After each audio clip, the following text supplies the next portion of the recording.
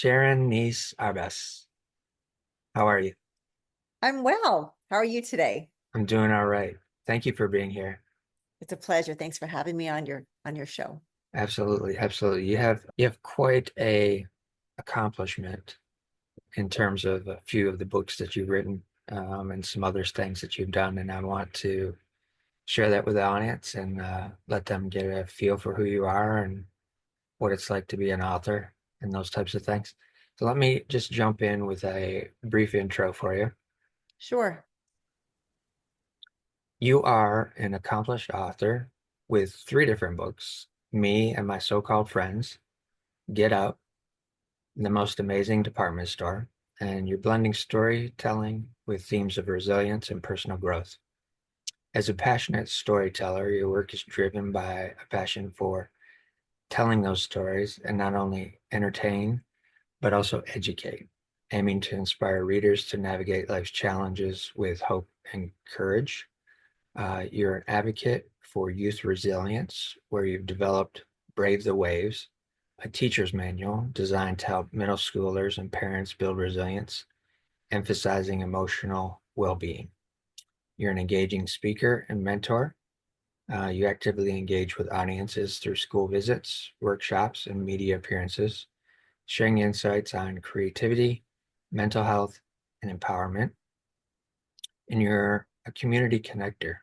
Through your blog and social media, you highlight inspiring individuals, share easy recipes, and discuss topics you believe the world should know about, fostering a sense of community and shared learning. You're quite active. That's it. Wow, you really got it. And it's amazing. Like you go on with your day and you're working, working, working, and you forget what you built. Yes. And you need someone like you to remind me. And so I want to say thank you because Oh, you're very welcome. every author, every artist always says, I'm not doing enough, I'm not producing enough. You always have that in like a little voice in the back of you saying, like, you're not good enough. And so you know what? Like I'm doing okay. Yeah, yeah. We definitely forget about the things that we've done after we've done them because it's kind of like on to the next. Um, Always on to the next. Yeah. and we Yeah. don't, a lot of times we don't highlight those for ourselves. What may seem to be is not much of a compliment or accomplishment, rather. The world can look at it and be like, holy cow, you did what? So it's definitely a thing that we as creatives don't do enough of. And comparison is the thief of joy. Yes. And you really have to stay on your own track and just ignore the noise and just try and be better. Not perfect, but better than you once were, and just keep on improving. And that's what I really have to keep reminding myself. Yeah, So I'm saying that out loud for me to hear right now, too, just so you know. That's for me. for sure. I caught that. Yeah. I caught Mhm, that. mhm. So let's start off with my, like I said, my only scripted question, and that is, where were you born and what was life like as a kid for Sharon? I love that question, first of all, because it opens up such a Pandora box. Yes, It can go anyway. exactly. It's, it's fabulous. Okay, so I was born in Montreal in 1970, so I'm 54. I'm proud of my age. All right.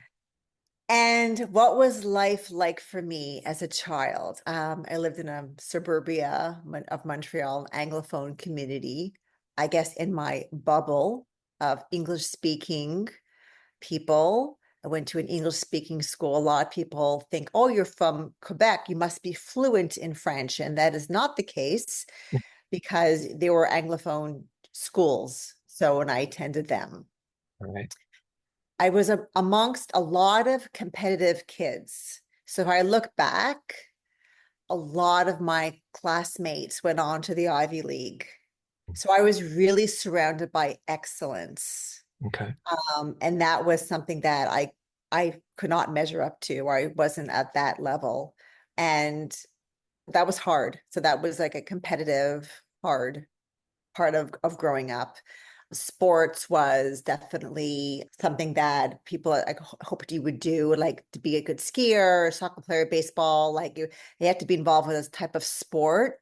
Yeah. And I really wasn't very athletic either. So that was kind of another boo for me for that. Okay.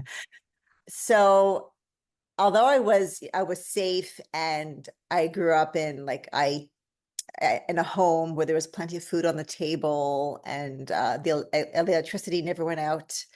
I was amongst competitiveness and strive to be the best you can be. And if he didn't measure up, it didn't feel so great. So that was a difficult part of growing up.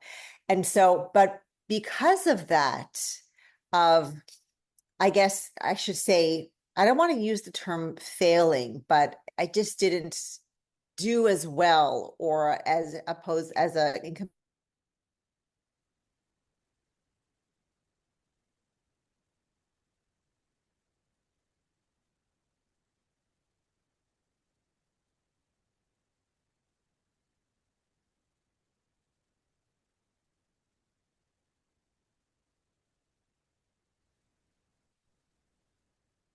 So with that competitiveness that you were experiencing and feeling, was that coming from maybe some siblings, or is that just mostly within the school, elementary school? I think it's my whole community. Okay. Everyone was very competitive. Gotcha. So I wasn't the best at gym class. I wasn't the best in math class. I was okay, but I wasn't the best because of not being, I guess, being around all the competitiveness and trying and failing at times. Although I don't like to use the word fail, but I guess just not measuring up or just Sure. Yeah. not being the best. So it enabled me to put myself out there Okay. with risk. Now, when I first started writing, I get a lot of rejections. I still get a lot of rejections, but I'm used to it. I'm just used to like falling down and picking myself up, falling down, picking myself up. It's part of the process. And it's definitely difficult, and it hurts, but I'm just kind of numb to it Right. because of my childhood, of all the competitiveness around me. Right. So So within elementary school then, were you trying to overcome some of that by trying to maybe fit in more with others, or were you still kind of wanted to stand off a little bit because you knew you weren't as good? I didn't fit in. Okay. Let's just put it that way. Like I Got it. definitely didn't fit in, and that is how it was. Although what I did stand out was, and you don't forget about these things because they come back to haunt you later. It's just so interesting. So I remember I was in the fourth grade, and everyone got a chance to pick up a body part to do a presentation on. Bones, heart, brain, kidney, you name it, they picked it and they did a presentation. And I want to be different. Okay. So I decided I didn't want to do a body part and I want to do it on a result of a body part or a result of gas. So I decided to do it on the hiccups. Oh, interesting. And so my teacher said, okay. And so I did. And I was really applauded for my creativity and not following the status quo. And Nice. I've been that way ever since. Just, I'm not going to do that. I'm going to do this. That's great. It's That, fun. yeah. So right off the bat, you're starting off with showing and giving the audience a view into the way your brain works. It's not Exactly. necessarily going to follow exactly what is asked for. You're going to come up with a creative way to make it feel good and feel right for you. Exactly. Yeah. And I'm still working on that.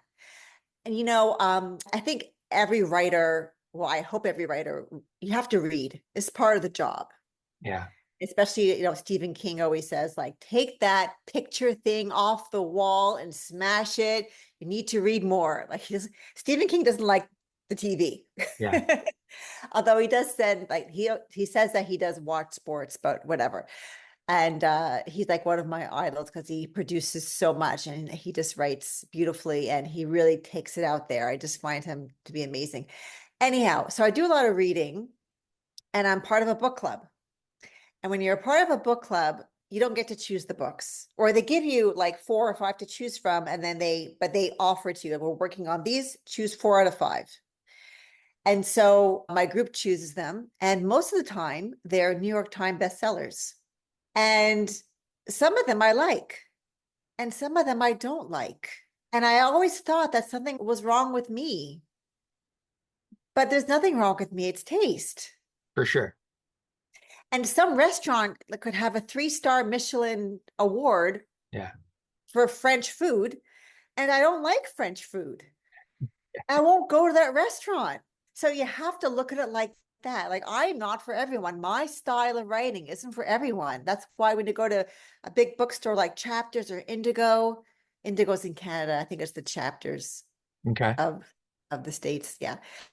Um, and so that's why there's so many books, because there's so much, like, the different tastes out there. Oh yeah, absolutely. Absolutely. When you were little, what type of work did your parents do? My dad was a pharmacist. He's retired. Okay. And my mom was a family life educator. Oh wow. Wow. Can you expand on that just a little bit? She worked with families who are going through when a family member has Alzheimer's. She taught sex education. Okay. She taught mothers how to balance their lives with nursery school children. A lot of working with groups. Okay. All right. Very interesting. Mhm. Did you have siblings? Yes, I have a sister, Okay. and she's an artist as well, but she's a painting artist, not a writing artist. Oh, fantastic. Yeah. How about was there any other creatives in the family? Maybe your grandparents or No, I was surrounded by a lot of physicians. A all right. lot of physicians, lawyers. Yeah.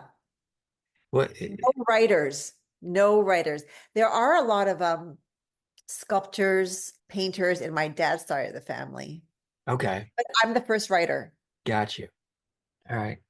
You're the maverick. Okay. You're setting out to pave a new path Yeah. within Well, the it family. comes with my pattern.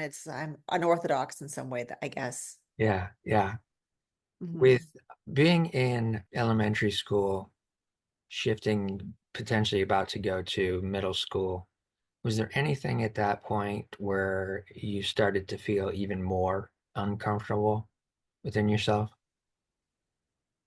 Actually, I went from elementary school right to high school in Quebec. That's how there was Okay. no middle school in Quebec. All right. So outside of myself, no, I can't say that I did. Although my first book, Me Yeah. and My So-Called Friends, is based on what I went through in high school of changing friends and not knowing, not viewing your friends as not what they used to be, and dealing with almost failing a math course, Okay. dealing with boy troubles, rumors, just things like that. So they always say the first novel is an autobiography or of your life. There are a lot of things in that book that are true, Yeah. and a lot of things that aren't, that I had to exaggerate to make it more exciting. Got you. Got you. So almost failing math, that was again, I'm saying that your brain is thinking differently. Basically, anything other than art was never something I was good at.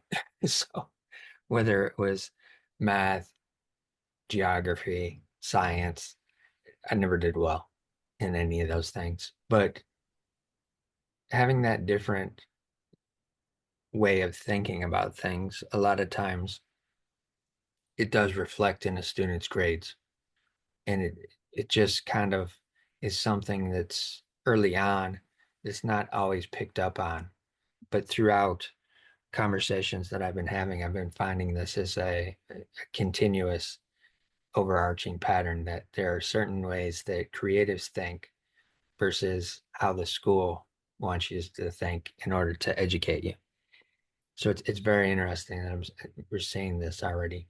With having that type of a scenario almost failing, and Mhm. potentially having to do it all over again. How much anxiety did that build up within some? Oh, a ton. Like I knew I had to get a certain mark to pass. I think it was in the eighth grade, and there was a ton of anxiety, but I worked my ass off and I passed. But I think I did more than pass. I did really, really well in the end because I just gave it my all. I guess when my someone puts a gun to my head, I put the pedal to the metal and I work really hard. You're going to excel if you have to. Yeah, and I guess I'd always had it in me. I just didn't know it at the time because I was 13. Okay. Okay. So in Canada, you guys at 13 you start high school? Yeah. And do you have a longer period of high school based on? Well, it's interesting. It's different than, this is a little confusing. In Montreal, there's a system, or Quebec, Okay. and in Ontario and the rest of the provinces have a system. So Gotcha. in Montreal, high school starts in grade 7 and goes to grade 11. Okay. And then you have something called CEGEP, and it's an acronym for like a long French sentence that I don't know what it Okay. means, but it's like a college before university. Ah, And in this CEGEP, you, I guess, concentrate in the sciences or the arts or the health sciences, and it kind of feeds your way to your university courses. nice. Is actually a really good idea Yeah. because you switch schools and then you kind of get focused and you get your grades up if needed be. Whereas in Ontario and the rest of the provinces, you just go high school to university. Yeah. And I know you in the States, you guys call it college. We call it college university, but we call it university. Yeah, I think a lot of that over here is just based on the size of the school. If it's a smaller school, they refer to it as a college. If it's a larger school, then it's a university kind of a scenario. Interesting. Yeah. Yeah. Yeah, that's a fascinating way to approach education. I think it's actually quite smart. Yeah, I'm seeing that as well. I think that would be hugely beneficial if we had that here in the States. Hmm. Because there's always that place in between where sometimes a student will opt out of going further because they don't know what direction they want to go into. And if they're able to have that 1 year period of kind of figuring those things out, it might potentially help them more. So that's fantastic. You mentioned some scenarios based off of the book of having um, issues with some friends, boys, different things like that. Can you share one of those experiences of where it wasn't exactly what you thought it was? Oh gosh. Was exactly what I thought it was. I'm not sure if I understand your question. Okay, so let me rephrase it. Did you have a friendship or group of friends that you thought for sure were your friends and were tight knit, and then maybe found out later, oh, that person wasn't really my friend at all? Yeah, so I think like that's what the story's based on. Your friends aren't the friends that you think they are, especially when you're going through a hard time. Like who shows up Right. when you're going through a difficult time. Okay. So that's the basis of that story. And also how the main character finds new friends when in the least expected places to help her support what she's going through. Got you. And was there an experience for yourself, a hard time that you had that brought that to the forefront? I don't think it was necessarily one incident that I had a hard time. I think, generally speaking, every girl or every teenager goes through changing a friend because you evolve. Yeah. And it even happens today. Like, especially after COVID, you realize you kind of do I guess, a cleanse. It's funny. I was just doing a social media cleanse. I was going through all my Instagram follower or people who I was following, and I was questioning myself: Do I need to follow this person? And why is it giving me any beneficial in life? So I got rid of like 500 people I was following, Okay. And I just did it. Now was the time to do it. And I guess I'm evolving, and I was evolving when I was 13, 14, 15, 16, 17, Yeah. 25, 35, always evolving, always evaluating. How do I feel with this person? Is this person supporting me, helping me, by my side? Am I helping them? Is the relationship, beneficial? I guess I started asking these questions to myself at a young age, which is good. Yeah. For sure. For sure. And Mhm. what was one of those instances where you were able to see early on, like that one of these individuals does not really have my best interest at heart? So I really can't pinpoint exactly in real life what happened with any of my friends who I either grew out of or just moved on from. But in order to write a story, I had to think of a good reason. Okay.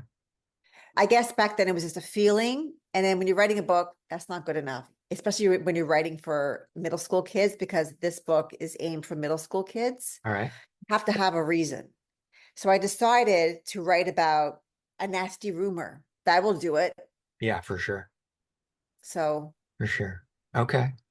All right. Your sister how far behind was she this head, she's 3 years ahead? older. 2 years older. All right. Three. Did three? Okay. Did you guys have a relationship in school where she kind of looked out for you at all? Yes and no. And I Okay. think she looks back on it now and said I should have been there more. Okay. She did. And we also went to different schools Gotcha. at some point, but she was pretty good. She looked out for me for the most part. I think you always look back and you say to yourself, I could have done better. I should have done better. I should have done this. Yeah. Yeah. Should have, could have. But in general, she was there for me. Okay. And at what point did she switch to a different school versus? I did. I switched to a different school. I was going to my elementary school had Hebrew in it, Okay. included Hebrew. Okay. And when I got to high school, I said, I'm done with Hebrew, and she continued on. Got you. Okay. So would it be considered a private school? Yes, it was a Okay. private school. And Gotcha. I went to the public school for high school. Okay. All right. Yeah, I understand that concept because I was in public school up until fourth grade. And then at fourth grade, my parents took me out of public school and put me into a private Christian school, which it was very uncomfortable for me to do that because I had to leave a bunch of people that I had as friends, go to this new school where I knew some of the few people, but not all of them. And it being a completely different experience, it was a tough transition for me. I'm sorry. Yeah, that's all right. Did you learn something from it? I guess probably the friends that I made, as they're still friends to this day. So I guess that's the takeaway. Hmm. There wasn't also too because it was so small, and it's after the second year they started a sports program, and because I was a little bit athletic, I was able to play with the older students, which allowed me to excel quicker within athletics to perform better because I was watching everything that they were doing, how they were moving, how they were functioning. And I was trying to emulate some of that and then also to go beyond it. So if we were playing one-on-one scenarios, I could beat them at some point in time. But that's probably the most that I can focus on as a takeaway from that time. With shifting into that transition period in between high school and university for you, did you know at that point that you wanted to potentially focus on a creative study going forward? Yes. Yes, I did. Okay. Maybe a part of the reason was that I got so far with math and realized, well, this isn't for me. So once you close your door on math, There's less choice, but also I really enjoyed writing. I really did. I enjoyed capturing people's attention with words Yeah. and images. It was fun. Yeah. So I thought that I would be an advertising executive or work in the creative part of advertising. Yeah. And I did. Okay. Before I became a writer, I worked in advertising and I worked there for about 2, 3 years. I worked for a big retail firm Okay. and it was fun to use words to get people's attention. So did you graduate from university with a writing degree or was it Communication studies, communication? so it's the same Yeah. idea. Okay. Hmm. Yeah. Communication. Hmm. Got you. Did you have to work going through university? I worked part-time here and there, Okay. odd jobs, Just but not in the field. okay. I worked at summer camp. All right. I worked at a drugstore. I didn't work in the field of advertising, no, Got you. How until I graduated, yeah. and then I did. How was summer camp? Working at summer camp, how was that experience for you? Was it something that you enjoyed? Well, working or being a camper, which one? Because Either I also or. went to camp every summer. Okay. Either or. So being at camp every summer, I think I enjoyed it more when I was like 12, 13, 14, 15. Yeah. It was fun. And when I stopped going, I was like, whoa, what's going on? Like it's kind of weird because you're going to the same place your whole life. And then working as a staff, I loved it. Although for one summer, I was a counselor on a bike trip. And let's just say that to this day, I can say that summer was the hardest summer of my life. More difficult than raising my kids, than giving birth. Like I have to say, it was pretty remarkable. And so I look back on that now, and there's definitely a story in there. So I actually started writing because I have a book coming out, I think summer and fall, hopefully summer. We're just working on the creative right now. But I have another book in my head that's been eating away at me because I need to talk about or write about what happened that summer on being when I was a bike counselor on this bike trip that with kids from New York that tormented me. And Okay. I actually, when I finished the trip, because I didn't even think of quitting. I don't know why. Maybe it was something from the 90s, but I just did that. I'm not quitting. I actually second guessed and I'm like, I don't think I can have children. I don't think I can do that because it was so painful. Oh wow. Isn't that fascinating? Yeah. Fascinating. Anyhow, so there's a story in there. So that's like one of the main things I love about being a writer is there's a story everywhere. For sure. And I could have written about this bike trip a while ago because it happened in the early 90s, but I wasn't ready.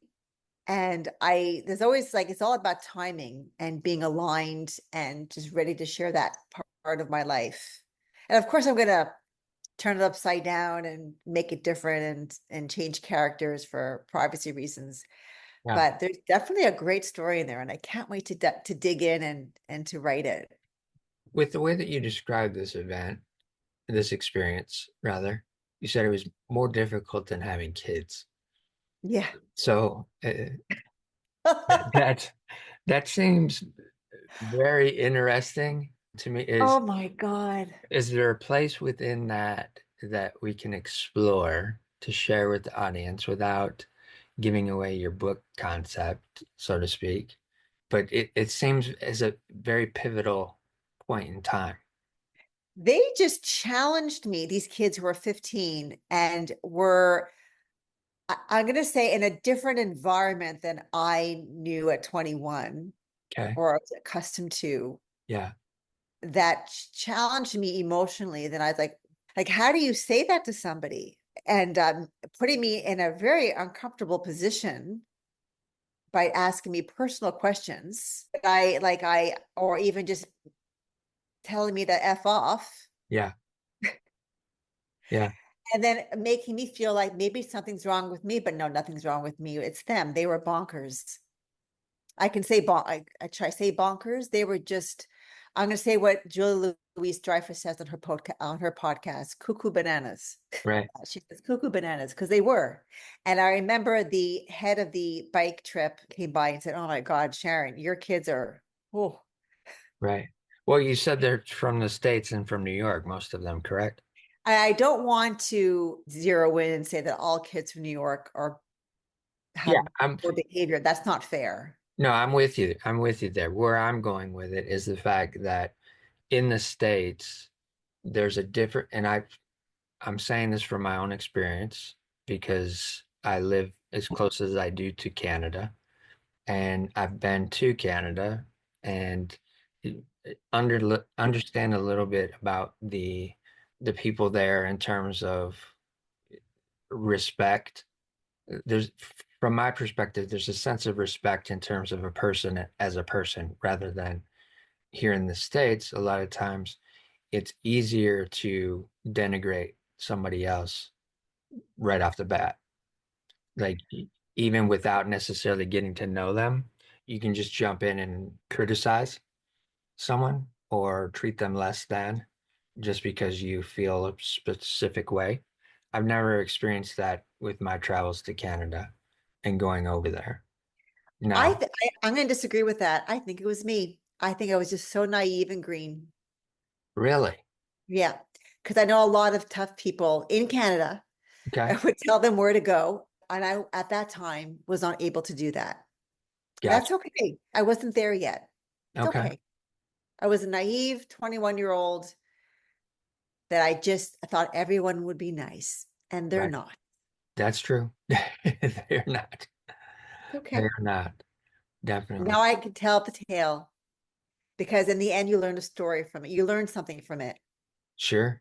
Sure. Absolutely. After that experience, did you continue to work at the camp? No, to work at a camp, or I think that was it. That was my last summer. And then I began to work in advertising. Yeah, that was Okay. it. Uh-huh. I was actually done. And then obviously I did have children. I have three adult children right now, and they're very nice. Okay. They treat me with respect. Gotcha. Credit to you for raising them the way you have. Well, I did my best, and it's still a work in progress. It never ends. Sure. Sure. Shifting into the advertising agency, how different was that from some of the smaller jobs that you had in terms of, Well, first of all, to get a job in advertising was a job and a half. yeah, This was the mid 90s and before the internet, anything. So I would get a big copy. There was a huge magazine called Advertising Age yeah, or Marketing Magazine at the time that I think about it. And I go through all like the agencies and I would call them one by one. And I would ask to show my portfolio. And sometimes people would call me back and sometimes people wouldn't. And I would go in for an interview. And I did that for about 3 to 6 months till I got my first job. okay, Took a lot of perseverance, yeah, which is similar to finding a publisher and writing a book. Perseverance. It's a book like this or this or this yep, does not happen overnight. sure, Takes discipline, perseverance, not giving up, and like a schedule to write almost every day. And then when you're done, to sit down and to search for a literary agent or publisher. It took a long time. right. With that process of reaching out and cold calling all these different agencies, how difficult was it for you to continue and persevere till you finally Oh, got, so hard. And not only that, not only phone calls, I had to get creative too. yeah, Like I would drop off promotional pieces. Like I had this thing called the Sharon Shake. nice, It okay, was a little bottle, and I had like put it with like, a lemonade or something. And then the ingredients would be like creativity, perseverance, and so things like that to get people's attention. Clever. Very Yeah, clever. anything. I mean, it was Yeah. I had to do what I had to do. And then one time I used to feel so bad about this, but it turns out that other people do it too. I think I sent some like an agency flowers to call me back. Yeah. I thought it was so slutty, but it was fine. Yeah. They called me back. I didn't get the job, but I did what I could to get my foot in the door. Two, in the 90s, advertising was a different beast at that point. It was. It's very different now. So if you are not making yourself stand out, you weren't going to get any kind of attention. The Sharon Shake, that's to me, that's a genius move Thank because you. it is absolutely showing the different way that your mind is working. Also, the fact that you're trying to get attention from not a normal way of processing, of trying to get into an agency. That would have made me take a second look for sure, knowing knowing that a lot of the people that I worked with and went to school with ended up going into advertising um, during those times as well. Once you got into the agency, were you, of course, you have to work your way up the ladder, but did you get put into a position that made you question being in that environment at all? Is this right for me? Yeah. Did you get stuck with just running At times, errands? because the job that I had was actually quite technical Okay. and it required to learn different computer programs. So sometimes I would say, is this, sometimes I just want to write in Word, Yeah. but what came with the job was technical stuff. So I would keep going though. It was just a learning curve, like everything else. Got you. And so we're within the departments of the advertising, were you immediately put into the creative communicative Yeah, component? Okay. yeah, I was. Okay. And how was it working with other creatives in that environment for We you? were a team. It was fine. I had no problems, really. I worked closely with the editors. I remember Okay. made a really good friend. They caught all my boo-boos. All right. So it was a fun time. All right. That's great. Not everybody has those experiences, um, That's true. because advertising agencies are pretty cutthroat in terms of, at least in the States, in terms of getting ahead. It's not all fun and games. Maybe if I would have stayed longer, maybe that would have happened. But I got pregnant with my first child, Okay. and then I went back part-time after I had him. And then they lost a big account. And when they lose a big account, bye bye part-timers. And then I started writing. Okay.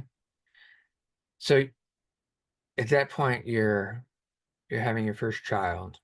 Let's back up just a little bit to Sure. where you first met your husband.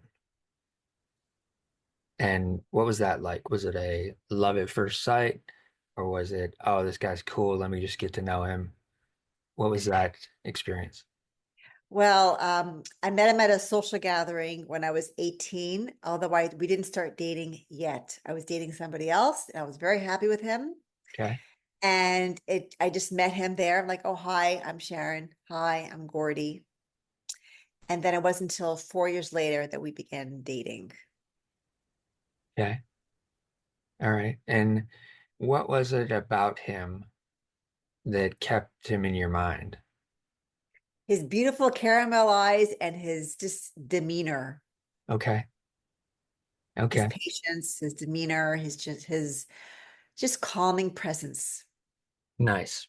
And so after you guys started dating, how long did that go into before you started to make the decision of, I think we want to get married? 4 years. 4 years. Okay. All right. With shifting into, all right, I'm about to not have this job anymore. We have this child on the way. Mhm. And I'm guessing that your husband at the time is basically about to be the only breadwinner.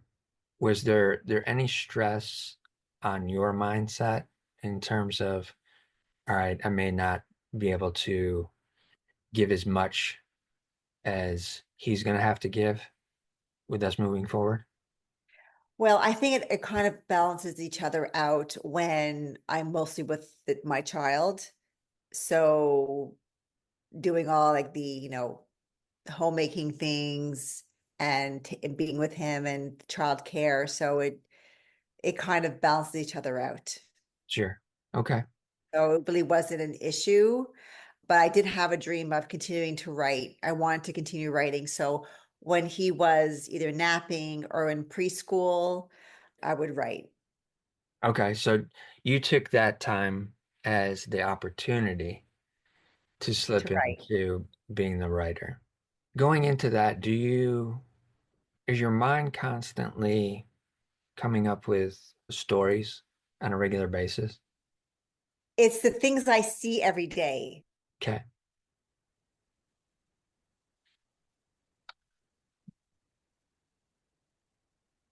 Rose again.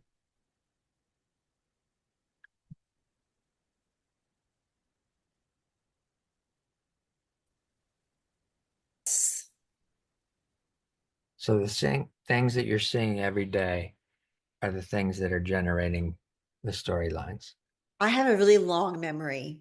And Okay. so I remember what people say to me and I remember situations. And so they're all just stories waiting to be told. It's just and just everything that I see, I go through every day. There's always a story in everything. That's the way I see it. Okay. So even when people say things to me, that could be a huge eureka moment and like, oh my God, I gotta write something. So, for example, how I came up with the story of this, the most amazing department store, is very interesting, if I may share it with you. Sure. Please.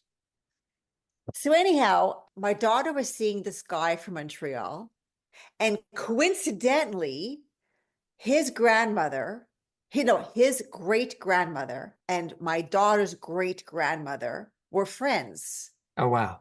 And they supposedly worked in a department store together. Okay. And that coincidence is crazy. Yeah. What are the odds?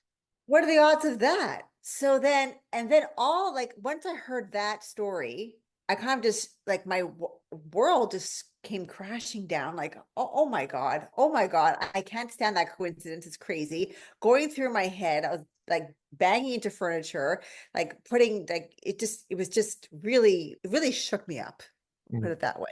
okay.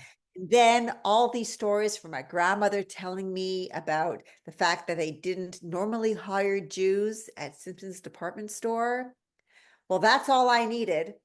And then I just took a deep dive into the world of 1945 in Montreal, Quebec, and what it was like to be a shop girl in a department store. And out came this book. Okay. Yeah, Nice. With the process, was that your first book or third book? third. Third. Okay. Got you. Yeah. With coming up with that idea and concept, how long does it take you to flesh that out into starting the storyline? Well, it depends on the book. Okay. So this one took about a year and a half. Okay. This one, which is a collection of short stories, took about a year. Okay. This one took a little longer. My first one, my debut novel, took a little longer because although I had the first draft in 9 months, once you write your first book, you kind of want to like put it on the shelf Okay. because you're like, oh, people are going to read it. No, no, no, no, no, no, no, no. I wrote it. I'm not going to share it with the world. So it took me a little longer, like 5, 6 years on like on the shelf until I was ready to show it to the world. Oh, wow. Um, because it's your art and people are not going to like it, like anything. That's So the thought, right? That's the it took thought. some gut. I'm used to it now. It's okay. My fourth book is coming out in a couple of months. Yeah, All will be good. I'm not going to wait. It's going to be out there. I'm right. used to it now. Yeah, I want to go there a little bit more because of Sure. the that thought process of it's not going to be accepted, it's not going to be liked, it's not going to be received. That's a long time, 5 years. Even for a painter who does a painting and maybe sets it back on the shelf somewhere and doesn't release it, that does take place.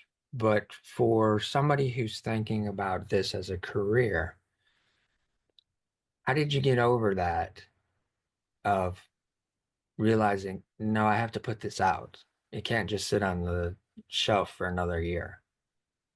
That's an excellent question.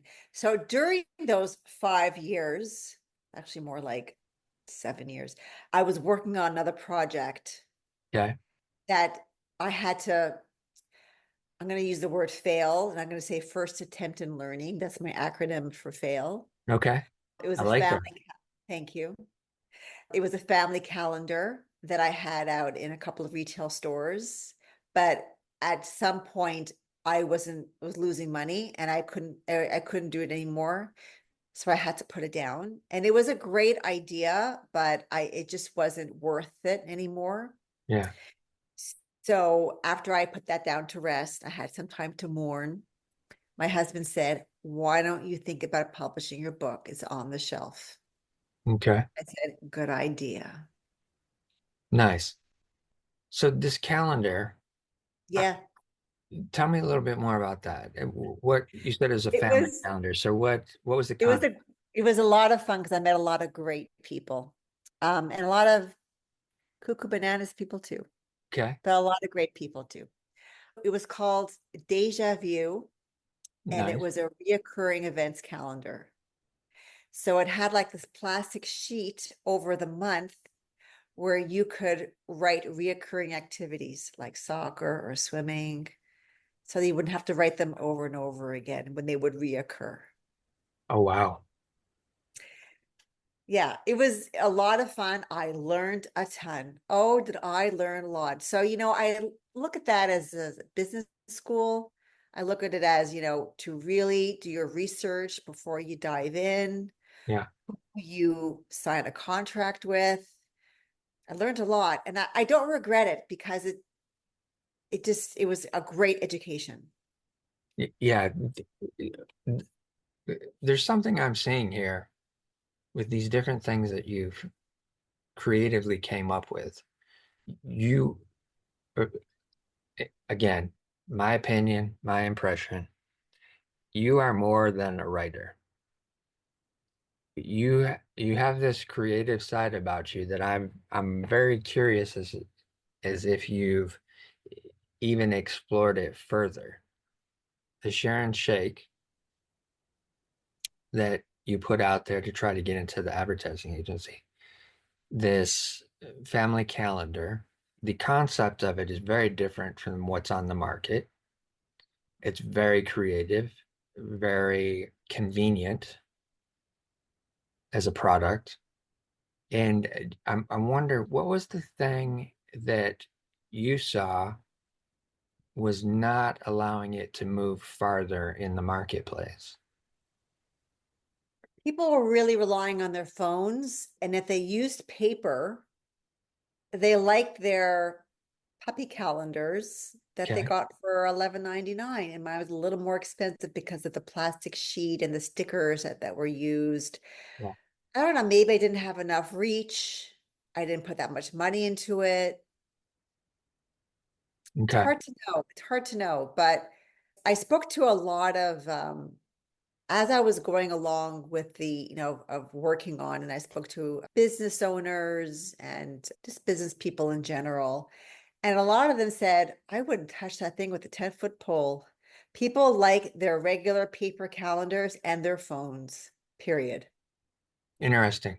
Mhm. Interesting. But to this day, I have my phone for my calendar, and I also have a calendar right there, if you can Right. see. Yeah, it's just a regular calendar. I like to have it all over the place. I know what's going on. I know what date it is. I also have like another like an agenda, like a paper one too. So I have calendars everywhere. It just mine didn't work. Did you work with a distributor to get it out to market, or did you put it out yourself? Both. I really put it out myself, to be honest. Okay. No, no distributor. I Distributor put it didn't myself. help. Printer No. didn't help much after it was produced. Gotcha. Okay. Is that part of the business learning experience that you are talking about? Oh yeah. Okay. Let's go into that a little bit more because a lot of listeners may not understand the process of printing, working with a printer, getting something like that produced. What was the thing that you saw with working with the people you did Oh darn, in my your phone lives? is ringing. What do we Okay. do?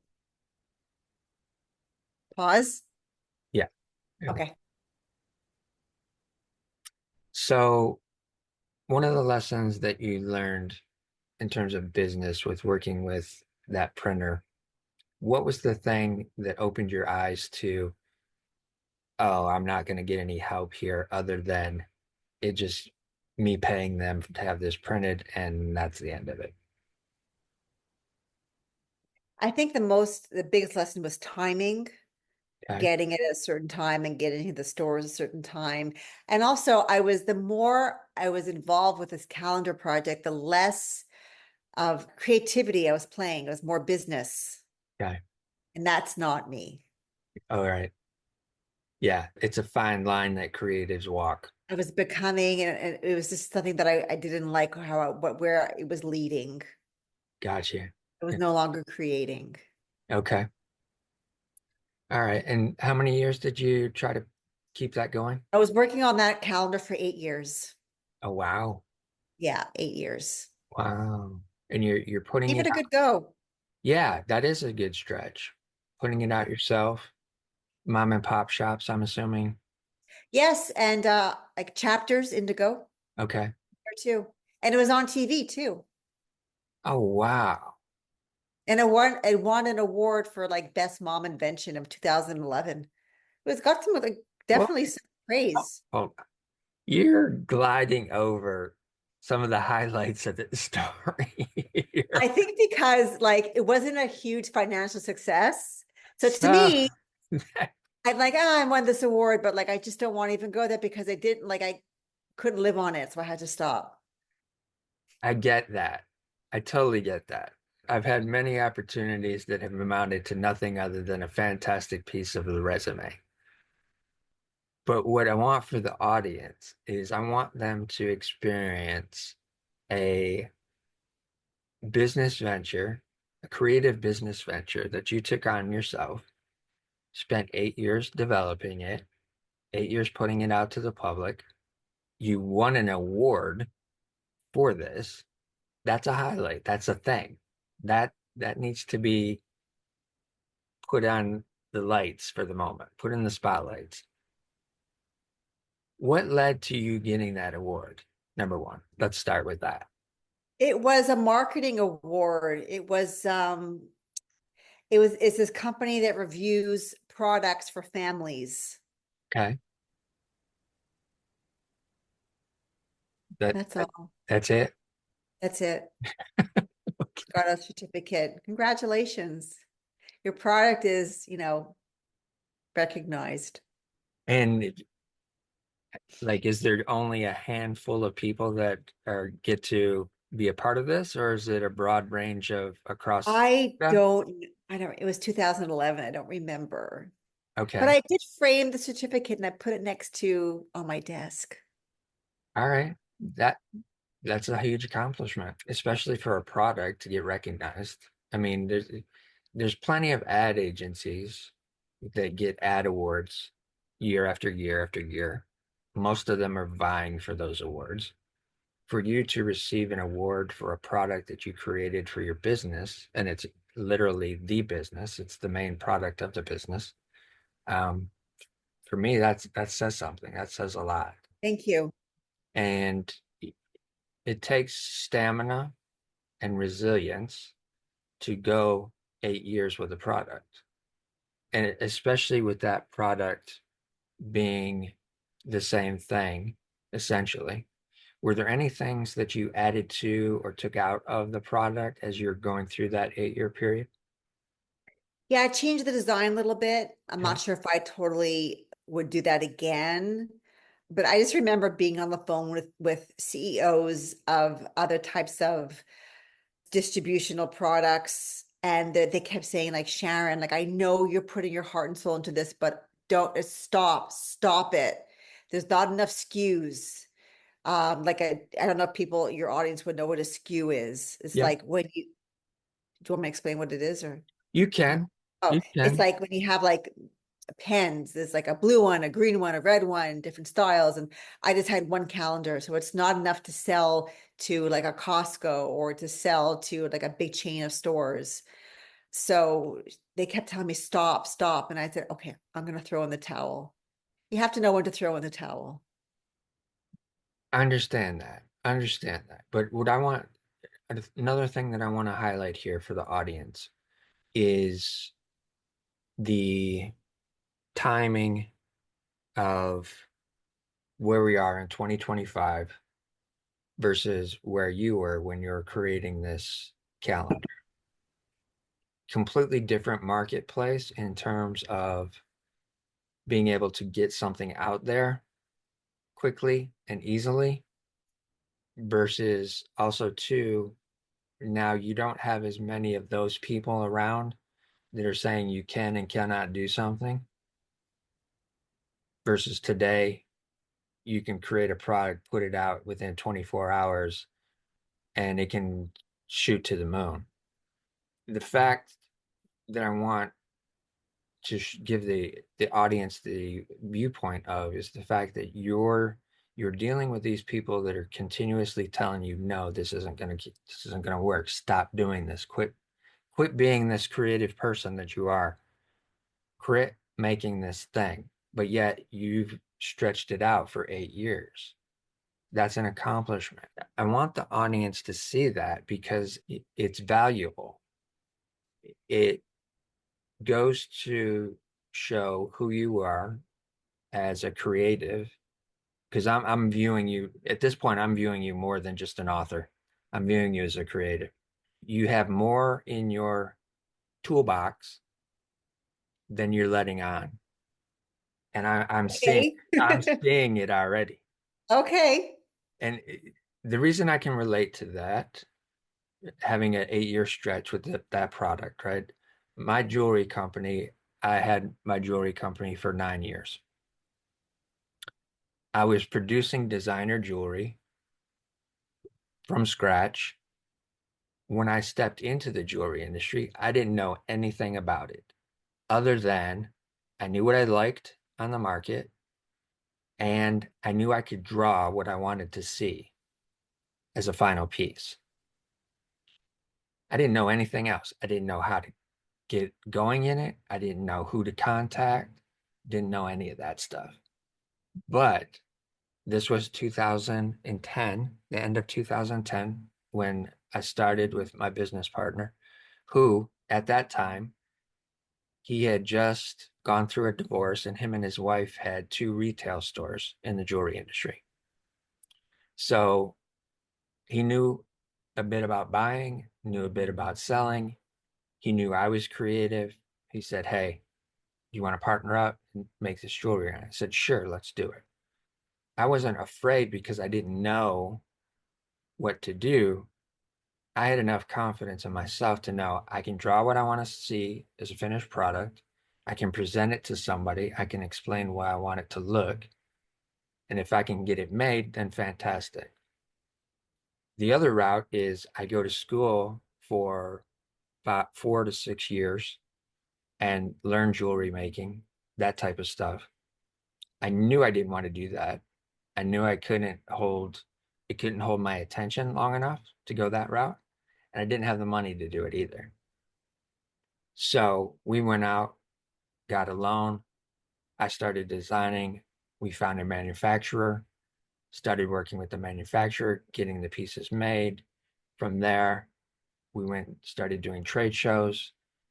He started selling to individual stores. And we did that for 9 years. And it was the pandemic that made the decision of, okay, we have to stop this. It wasn't that we were having people tell us, oh, no, you need to do it this way, you need to do it that way. I had plenty of that, but that didn't deter me because I had it in my head. This is what I want to make. There's some stuff similar to it on the market. I'm going to put it out there. For a creative to do something like you have done, created that product, stretched it out for 8 years, that's an accomplishment. And I want to highlight that to the creative community that, hey, just because you have an idea doesn't mean it's not a good idea. And somebody that's telling you otherwise is doing it for one or two reasons. Either they have a financial potential investment or they have an envy scenario and they want to get you off the market. That's how I perceive things like that with all the years of me doing business. What I'm seeing and want to highlight is you had this creative ability to be able to move and go in this direction, and you kept doing it. You did it for 8 years before you finally decided, okay, I'm going to stop doing this. I'm going to shift into this other thing. And I just wanted to highlight that for creatives. So don't let other people's opinions of what you're creating deter you from putting it out there. Because something that lasts 8 years had some value to it. Otherwise, it would have lasted only a year, maybe 6 months. It would have been dead on the water as soon as it got put out. But it wasn't. It had something that was sustainable for 8 years. I just wanted to highlight that. Thank you. Shifting into, I'm gonna I'm gonna put this book out now finally. It's been sitting on the shelf for close to Five, 7 years. 6 years. Yeah, close to Wow. 6. When you started to get that enthusiasm about doing that, what was the first thing that you felt you needed to do to move that forward as a writer? Well, I had to read it again because I put it on the shelf for a while and I had wanted to change a couple things. And I began to work with an editor who brought out my best writing. And then once that was completed, I gave it to a friend who's a university professor because I knew because she had that status, she would be able to check my grammar Mm. and spelling mistakes and make sure that it all made sense and flowed well and had a good story because she was also a professor in the film department at York University here in Toronto. And so I didn't hear from her for 2 weeks. And then when I finally called her to say, well, she said, oh, I booked you a book reading somewhere. Okay. And you what? And it was in a 3-ring binder. Okay. And I had to get it into A bound this cover. down cover. Yeah. So with the help of my son, who was 16 at the time, he designed the cover, which I Cool. think is brilliant. And I had it done. So I self-published that. And then I had my launch at my local temple. And then it just kind of skyrocketed. And then the more people like read it, parents would come up to me and say, my child doesn't read, but they read your book. Okay. That was really like profound for me. Sure. And then a lot of teachers said, you really should bring it into the classroom. I said, okay, they can buy the book and bring it into the classroom. I said, no, no, no. You have to create a teacher's manual. And that's where Brave the Waves came in. So I'm not a teacher. So what I did was I hired an Ontario certified teacher to read the book and to pull out certain themes of the book and to create hands-on lessons. And she did.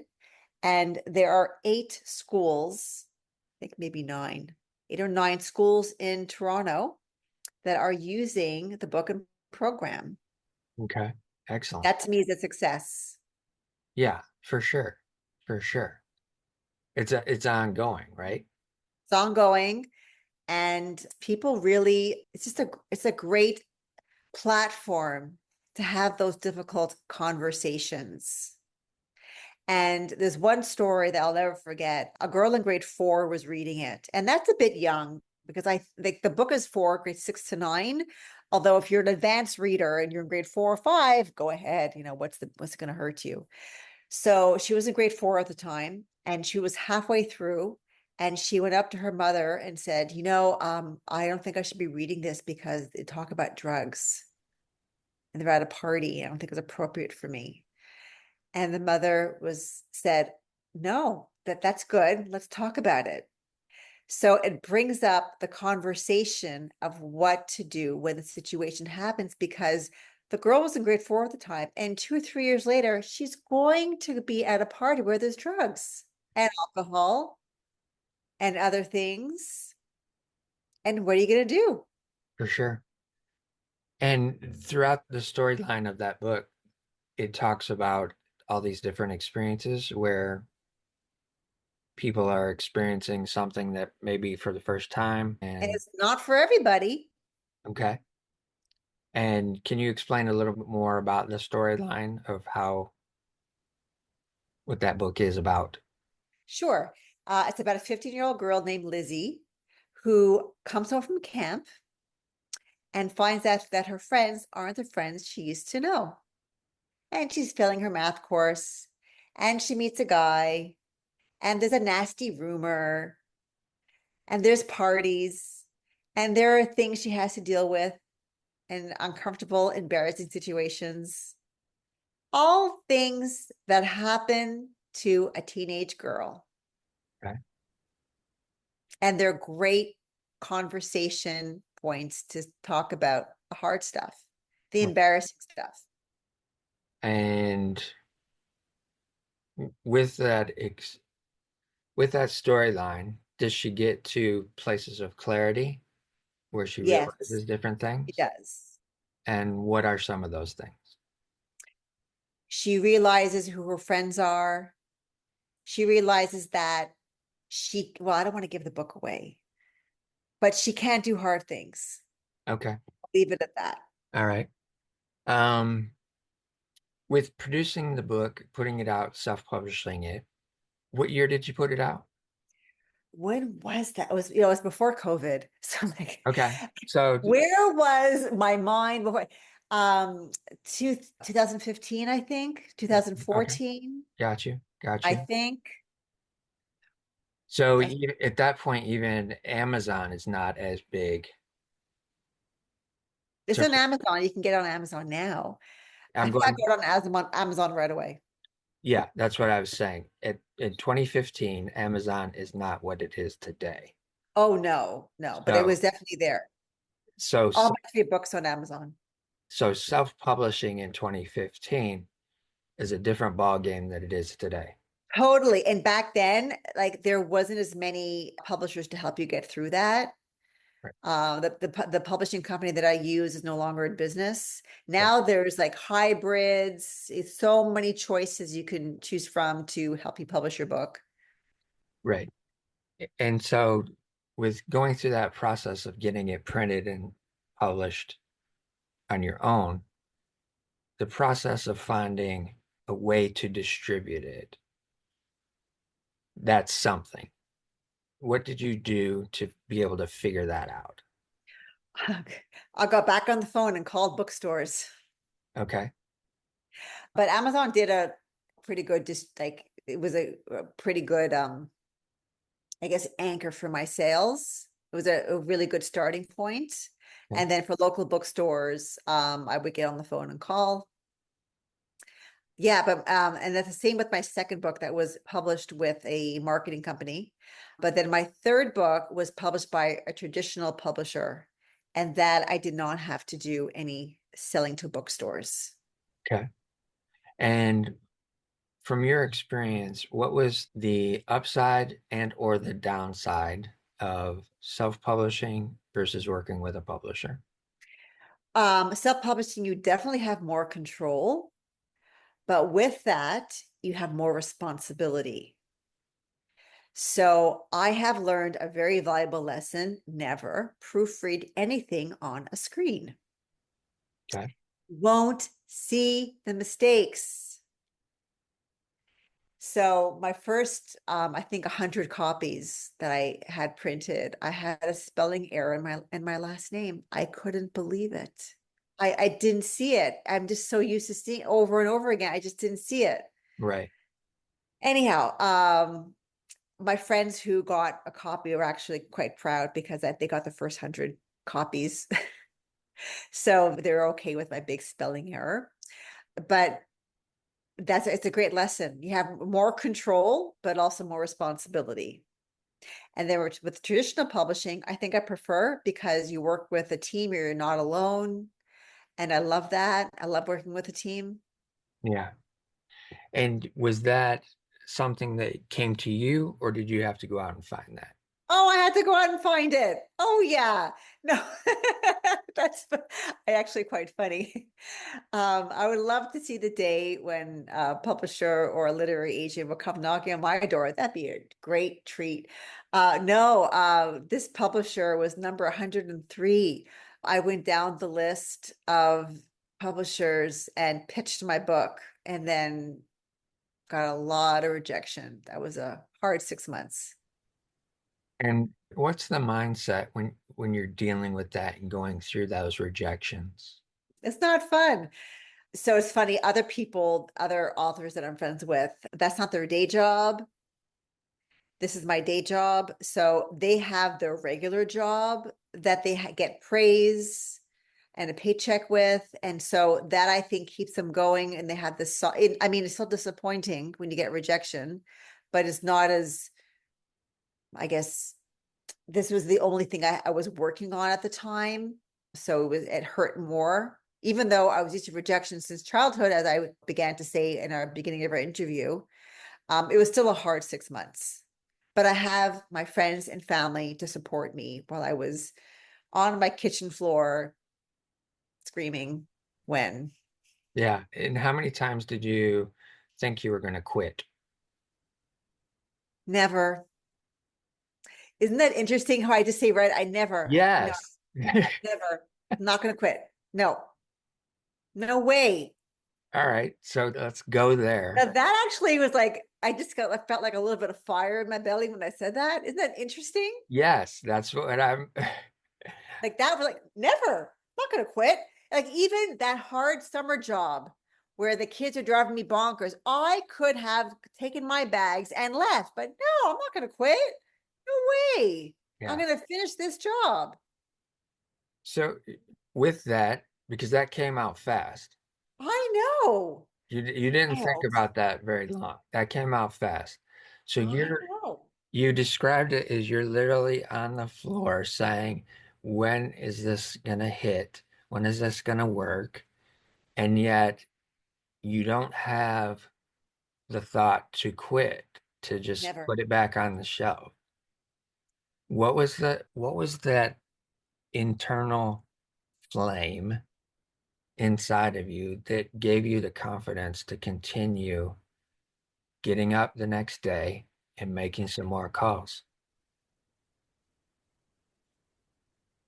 Because all it takes is one. Right, All it takes is one. That's right. why I just keep going. You knew it inside I knew it inside. that there was potential on the other side of the next day. And the reason I'm highlighting that is because for me, when I had attempted suicide, ended up in the hospital for 6 weeks, ended up an outpatient, for 6 weeks after that before I was released from the hospital. The thing that I was able to shift in terms of mindset to be able to get through when I would experience a deep, dark depression was getting through a period of 24 hours of time.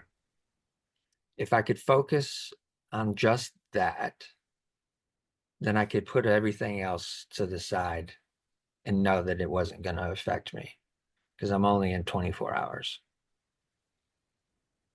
Between 8, 9 of those 24 hours, I'm sleeping. So that we've already got that far.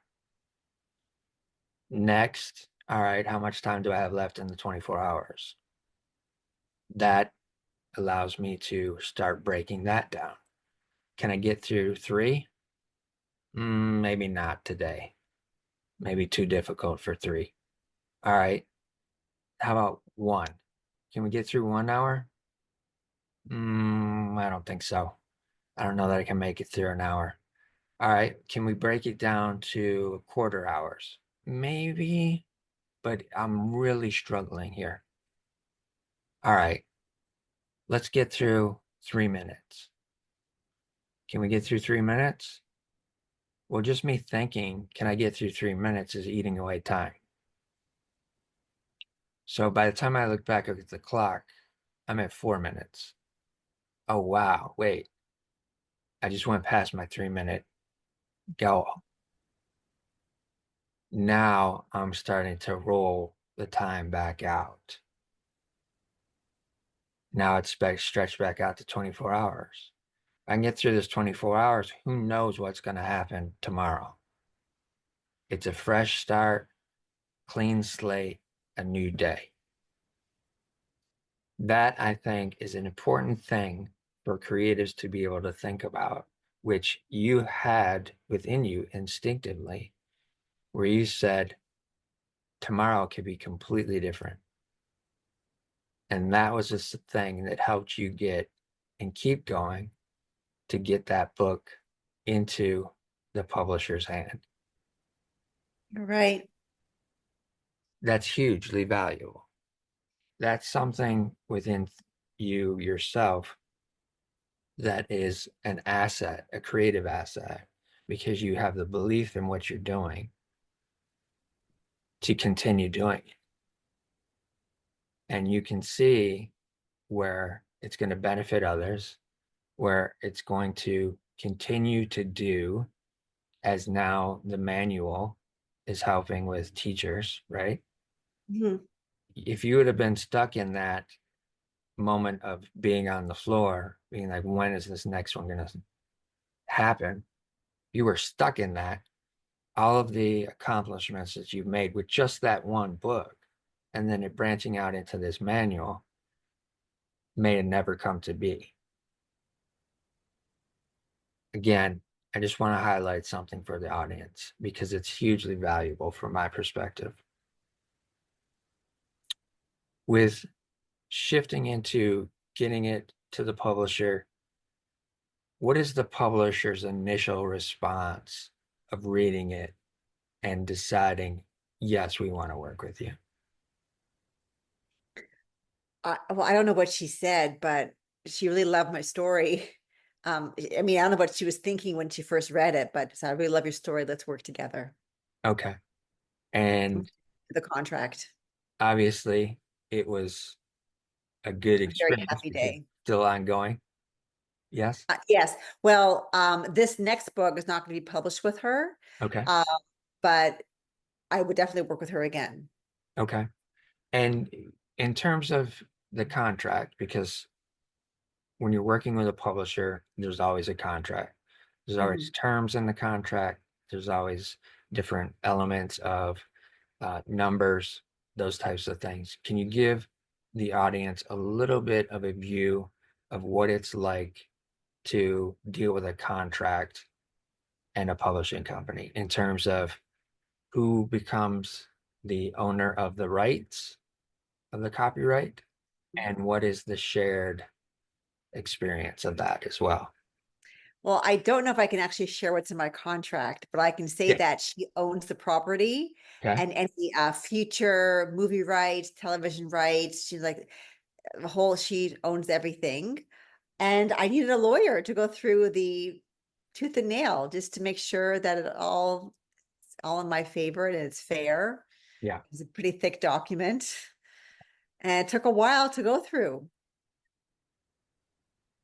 The reason I bring that up is because of myself working in multiple industries, one being music and entertainment, is the fact that there's many times within that genre and realm where the recording company, the publishing company, they have a tendency to take advantage of the artist and the opportunity. You had this discerning sense within yourself that you needed to go get an attorney to make sure Oh, for sure. You that have to. everything. And so that's where I was going with wanting to give the audience a little bit of perspective on what it's like to deal with a contract, not You always deal necessarily with the getting into the professionals. details. Yeah, you go to the professionals for that type of thing. Okay. Now they own all of the rights to that. Do they also own the rights to the manual? Oh, no, no, no. That's just the most amazing department store. This is mine. Oh, okay. So I'm on the Different book, yeah, different book. I'm still on that book. I'm still You're on still that. on oh, this is not published by it. This is self-published. Okay, so there's nobody has any ties to that. No, no. Gotcha. And this That's is the one that's connected to my publisher. Yeah. okay, gotcha. That's where Get confusing because yeah, I always stick with one publisher. gotcha. All right. With this new book coming out, is it with Hmm. the same publisher? Is this No, this is self-published. it's gonna be self-published as well? Yeah, Are you working yeah. with a distribution company? No, it's going to go just through Amazon, Okay, and I hope to sell to businesses. gotcha. Okay. Is there any preview to what that is going to be about? Sure, it's a collection of short stories for women who are at a certain age Okay, with some perspective of different mentors on these short stories, what I've learned. So it's just like they're like hindsight stories, the perfect read before bed. okay, okay. Mhm. Excellent. And throughout this whole process of you writing these books and different things, have you thought of or had any other creative ventures that you've thought you might step into? But I'm not at liberty to say right now. Okay. Um, Nothing's in the works, but I like to keep that confidential. got you. And through this, your husband's been fully supportive, got Yeah. back. Like, yeah, great, go for it. Yeah. I mean, like, I mean, writing cannot get me into any trouble, not legal or anything. So I'm just having a lot of fun with it. Okay. And if there was anything out, any bit of information that you would want to give to the audience in terms of if somebody's thinking about being an author or writing a book or a short story, Mhm. what would be the advice that you would give them? Oh, to not give up and to enjoy the process. It's really not about the end result. I mean, once you hold your book in your hands and it's just a great feeling, but it's almost sad because you know what went into these pages and now it's over. And then you're like, now what? That's the feeling I got. Like, I'm so happy that I'm holding it in my hand, but now what am I going to do? So I just love the process of every day sitting down and writing a bit more and creating a story. It's beautiful. It's so fun. For sure. And you mentioned a sadness that comes after you finish a project like that. How long does it normally take to you for you to get through that sadness after you finish a product or a project like that? And I want to go in this direction because I know and understand, even from my own perspective, once I finish something that I'm putting a ton of energy into, there's this downswing You of, get it. yeah, you get that drop in dopamine. You get that drop in that creative flow. It's almost as if a depression sets in. Um, and it's been related to over the years a lot of times to a postpartum type depression, which is similar that what females experience after birth. Mm-hmm. Um, Usually, how long does something like that last for you? It was like it's usually about a month, maybe a couple of weeks, because then you go on this huge PR campaign, then you're on a roll for a while. But not long, not long. Okay. Is there anything specifically that you do knowing that that's coming to potentially help circumvent that a bit? Yeah, I keep writing. Okay. So I'm very active on my social media page. I'm always sharing things, writing blogs or writing for an online magazine. So I keep up with that and I take care of myself. I love to exercise and eat well. Sleep is really, really important. Yeah. Yeah. See All right. my friends, my supportive friends. Okay.